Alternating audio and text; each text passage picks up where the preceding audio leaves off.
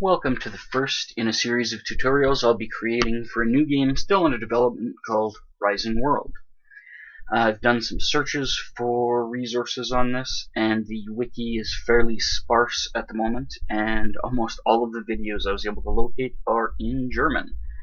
Now, for the rest of us who don't speak German, thought it might be a little bit more helpful if somebody did one in English. So here we go. I'm going to launch into a game that I started on the 15th of October at 3 in the morning. And I've made myself a small fortified area here.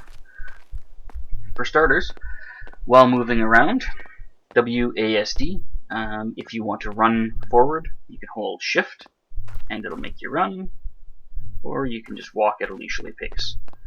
Either way, you will be using food and water constantly because you're alive. Those are indicated down in the bottom right corner, and as you can see right now, they are getting close to red, so that means I'm going to need to eat and drink soon, which is by design.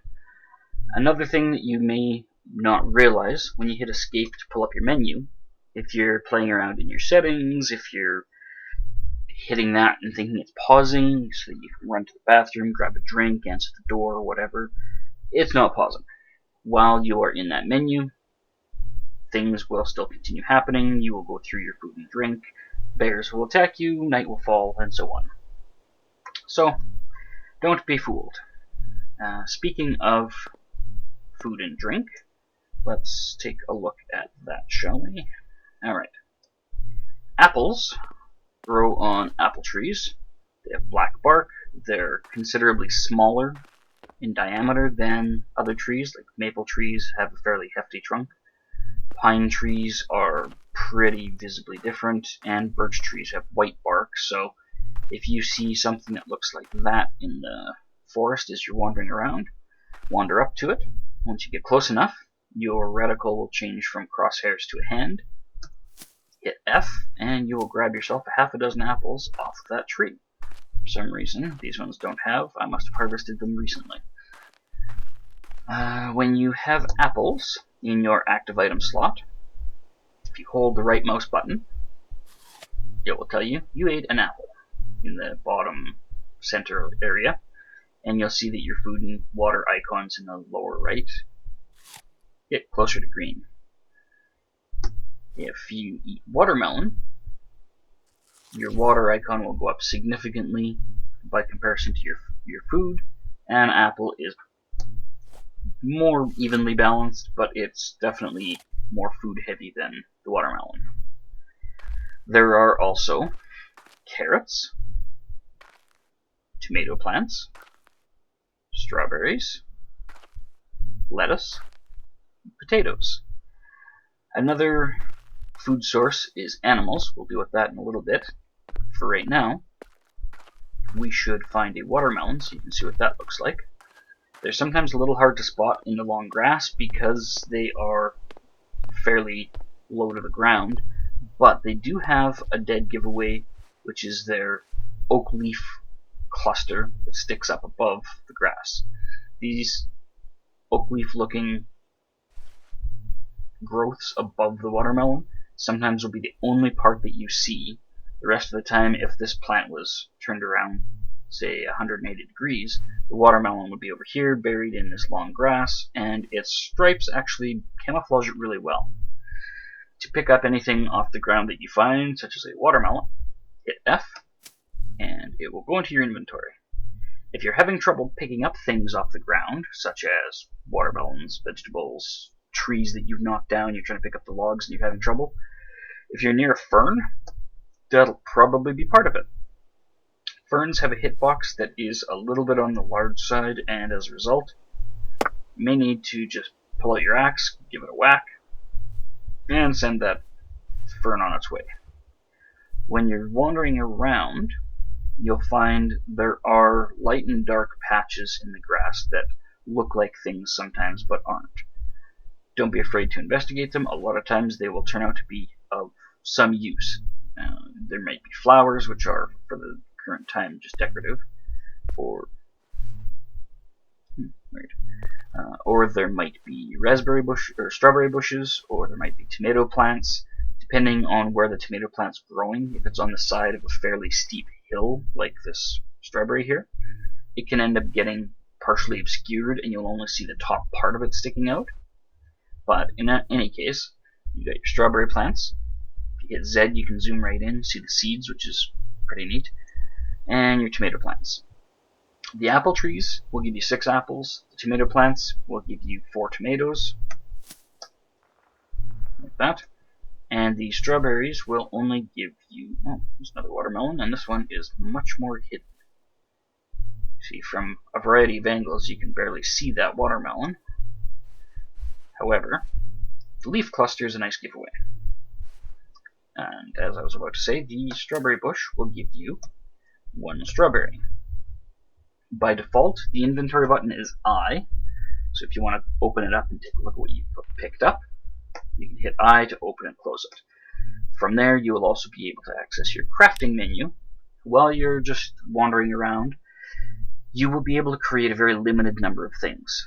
You'll be able to create lumber from logs, sticks from lumber, small shelter and fireplace from a combination of stone and wood, or in the case of shelter, just sticks.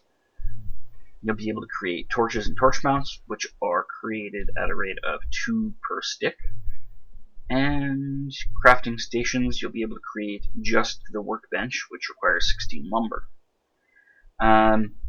Worth noting, a tree, when you knock it down with your axe, depending on the type of tree, will yield 3 to 6 logs. 1 log is 4 lumber, 4 lumber becomes 16 sticks, and 16 sticks will create you 16 torches and 16 torch mounts. That's worth knowing because when you are digging around in caves and that, you will want to drop torches fairly regularly, and unlike other games where you can stick them into the ground or stick them to a wall, here you actually will need the torch mounts. These can be anchored at any angle on any surface, and then you can place the torch in them. I'll show you how to do that in just a little bit. For now, I'd like to get back to food and gathering. You'll see little clusters of the different colored flowers. There's yellow, orange, white, blue. Currently, they do not have any known uses, but that will probably change in the future as content is added. The tomato plants, strawberries, and carrots, etc. If you later on have crafted a sickle, you will be able to use that. Instead of the F key, use your left mouse button, and it will knock the entire plant down, gathering you the tomatoes and the saplings. So you'll be able to make a garden of your own rather than having to go back and bookmark keep a bookmarked list of locations where you found strawberries here and tomatoes there. And it even works after you've pulled the fruit off of it. So I can go like that, whack the strawberry plant, and get a sapling. Whether you just use a stroke of the F key or a left click with the sickle, you'll get the same result. The watermelon will just drop watermelon. You don't get saplings for that. But when you do have a watermelon, you put it in your active item slot, you hold right mouse button to cut the watermelon into pieces, you make a couple of juicy tearing sounds, and then you'll have 8 pieces. So between that and apple trees, fairly early on you should be able to find yourself a pretty decent supply of food to replenish your food and water meter. The various things that you eat will also replenish your health, which is indicated in the lower left corner here. As you take damage, it will progress to the left, and when you die, you will have to respawn at the spawn point, unless you have slept in a bed. Sleeping in a bed is accomplished by getting close enough to it. For example, if you have crafted a small shelter, you can place that down. You can you can F keystroke on it. When you get close enough, it'll show a series of zzz sticking out instead of the usual reticle, and you'll be able to sleep past the night and make it light outside, set your spawn point, all that. If you sleep in a bed and then you have a portable shelter like the small shelter here that you've just set up someplace to pass the night so that you don't blindly stumble into a bear, the spawn point will be updated to the most recent bed you slept in. If you pick up the small shelter after you slept in it, rather than just leaving it behind, your spawn point will revert to the prior bed, which is good to know. That means that if you are carrying around a shelter and sleeping in it and picking it up and sleeping in it, when and if something happens and you get killed, you will start back at your base if you have one, rather than starting at the spawn point because your last set spawn point has disappeared. Stay tuned for part 2 of this video in just a moment.